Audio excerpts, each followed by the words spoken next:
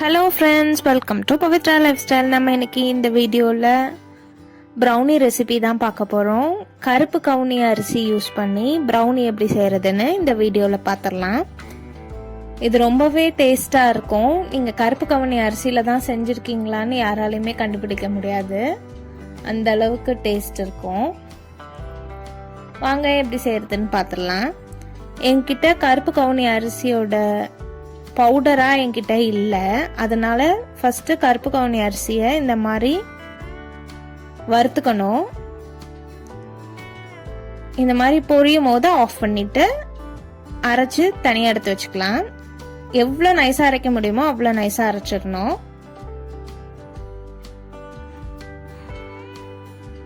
இதுதான் நம்ம ப்ரௌனி செய்யறதுக்கு எல்லாம் தேவையான பொருள்லாம் ஃபர்ஸ்ட் எடுத்து வச்சாச்சு. அதுக்கப்புறம் நம்ம ப்ரௌனி செய்ய ஸ்டார்ட் பண்ணிடலாம்.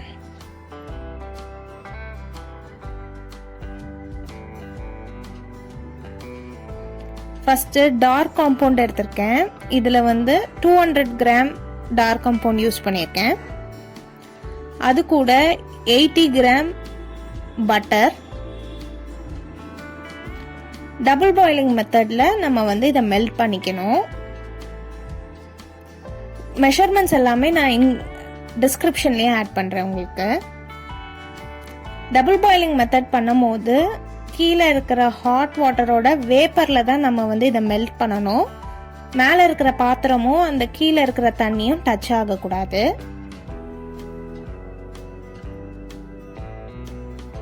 நல்லா மெல்ட் பண்ணி தனியா எடுத்து வச்சுக்கலாம். அது நல்லா ஆறட்டும். அதுக்கப்புறம் நம்ம அரைச்சு சலிச்சு வச்சிருக்கிற கருப்பு கவுனி அரிசி எடுத்துக்கலாம். அது 60 கிராம்.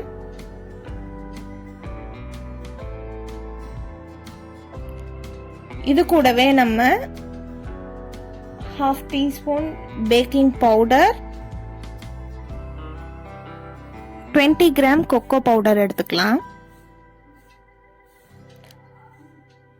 அதையுமே நம்ம நல்லா சலிச்சு எடுத்துக்கணும், கொக்கோ பவுடரையும் பேக்கிங் பவுடரையும்.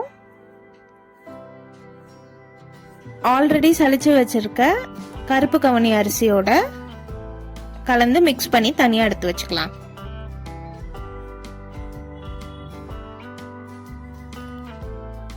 இப்போ ஒரு பவுல்ல 2 எக் ஆட் பண்ணிருக்கேன். கிரிங்கிள் டாப் வரணும்னா நம்ம எக்கை பேல் எல்லோ வரைக்கும் பீட் பண்ணணும்.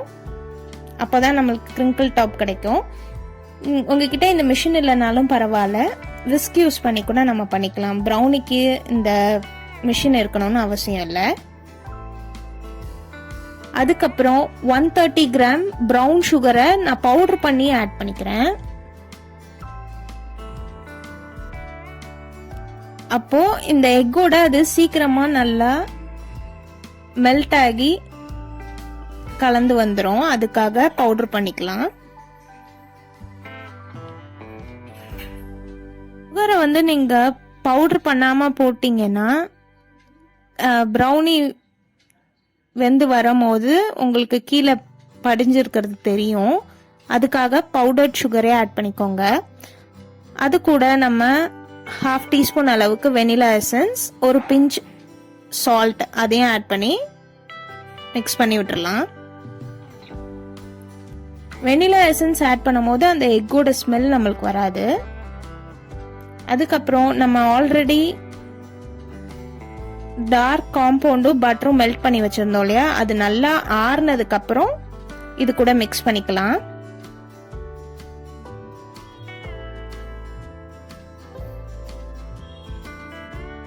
அதுக்கப்புறம் நம்ம சலிச்சு வச்சிருக்கிற கருப்பு கவுனி அரிசி, cocoa powder, baking powder mix பண்ணி வச்சிருந்தோம் இல்லையா, அதை 3 பேட்சஸா ஆட் பண்ணிக்கணும். அதை இந்த மாதிரி ஜென்ட்லா மிக்ஸ் பண்ணணும். இது நான் ஃபாஸ்ட் ஃபார்வர்ட் போட்டதுனால உங்களுக்கு ஸ்பீடா தெரியுது. மெதுவா ஒரே டைரக்ஷன்ல கலந்து விடுங்க. விஸ்க் வச்சுக்கிட்டீங்கன்னா ஈஸியா இருக்கும் மிக்ஸ் பண்றதுக்கு. அதுக்கப்புறம் நான் 7 இன்ச் டின்ல பேட்டரை மாற்றிட்டு 2 டைம்ஸ் டேப் பண்ணி எடுத்துக்கோங்க. ஏர் பபிள்ஸ் எதுவும் இருந்தால் ரிலீஸ் ஆகிடும். பட்டர் பேப்பரை விட பார்ச்மெண்ட் பேப்பர் யூஸ் பண்ணுங்க, நல்லா இருக்கு, ஒட்டாமல் வரும். அதுக்கப்புறம் நான் 10 மினிட்ஸ் 180 டிகிரி செல்சியஸில் ப்ரீஹீட் பண்ண அவனில் பேக் பண்ண போகிறேன். ஒரு அவனுக்கு ஏற்ற மாதிரி டைம் சேஞ்ச் ஆகும். எனக்கு 35 to 40 மினிட்ஸ் ஆச்சு. நீங்க அதை செக் பண்ணி பார்த்துக்கோங்க உங்களுக்கு எவ்வளோ நேரம் ஆகுதுன்ட்டு. அதுக்கப்புறம் நல்லா கூல் டவுன் ஆனதுக்கு அப்புறம் தான் நம்ம கட் பண்ணணும். பாருங்க எவ்வளோ சூப்பரா ஷைனியா கிரிங்கிள் டாப்போட நம்ம ப்ரௌனி ரெடி ஆயிடுச்சு. பாருங்க பார்ச்மெண்ட் பேப்பர்ல எதுவுமே ஒட்டல. இப்ப கட் பண்ணி நம்ம சாப்பிட வேண்டியதான். இப்பதான் நம்ம சேனலை ஃபர்ஸ்ட் டைம் பாக்குறீங்கன்னா மறக்காம சப்ஸ்கிரைப் பண்ணிக்கோங்க. அப்படியே பெல் ஐக்கனும் ஆல்ல போட்டுக்கோங்க. நெக்ஸ்ட் ஒரு வீடியோல உங்களை பார்க்குறேன். Bye by.